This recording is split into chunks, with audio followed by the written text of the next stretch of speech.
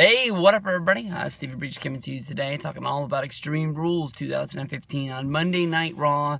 During the show on the app, they announced a new match where Wade Barrett will be cashing in his rematch clause from losing the Intercontinental Championship at WrestleMania 31. There's going to be a one-on-one match between Wade Barrett and Daniel Bryan for the Intercontinental Championship.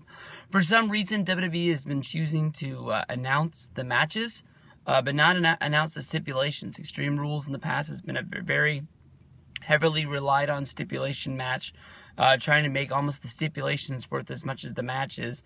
A lot of these matches will end up being, no DQ, ladder matches, last man standings. I don't know what else they could do. They always find a way to make sure every single match has some sort of a stipulation along the way.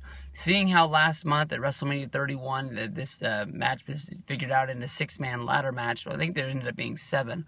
I don't think they'll do another ladder match, but they'll be somewhere along the way. But when I look at Daniel Bryan going up against Wade Barrett, I don't want to take anything away from Wade Barrett. Wade Barrett was a good Intercontinental Champion, even though he didn't win very many matches, and he didn't even really hold the championship the whole time that he was champion, with the whole gimmick of basically on Raw and SmackDown, a new person stealing the belt and running away with it. And Wade Barrett always seemed like he was the idiot who couldn't hold on to his belt, because every time he was in a match, somebody would come running down, take it, and run off with it, and that would end up being the sort of thing that got into his head, and that made him lose all these matches along the way.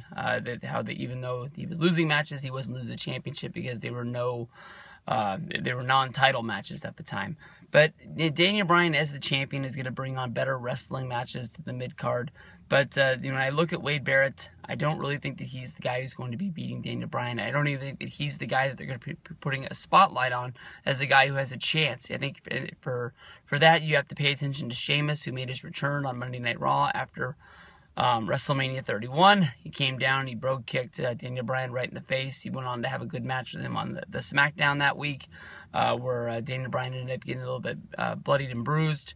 And, it seems that Sheamus is going to be going up against Dolph Ziggler to sort of spread out the mid-card and make sure they have a lot of matches. And as of right now, when you look at the card for Extreme Rules, it looks like it's got a lot of really good wrestling matches. You got Rollins versus Orton. You've got Cena versus Rusev. You've got Sheamus versus Ziggler, and you got Barrett versus Bryan. So I mean, this sort of fits into the whole thing that I was talking about, how Triple H might be changing up the landscape of WWE. We might be moving into more of a wrestling era instead of what was going on in the past. But if anybody's going to be the guy to step up to the plate, it's going to be the rivalry of Sheamus versus Daniel Bryan. This was a match that some thought was going to happen at WrestleMania 31, but instead Sheamus was put on the back burner, and he came back with that big old mohawk and that cornrow beard, and it seems to be that he is the hottest guy in the mid-card right now. It just has to be if Daniel Bryan can find enough strength to get the yes movement behind him and find a way to beat him. But as of right now, unless the stipulation is really stacked against Daniel Bryan, I really see Bryan beating Barrett and moving on to more likely the next pay-per-view where he's going to be having a match against Sheamus. That's the match that I think right now people really want to see.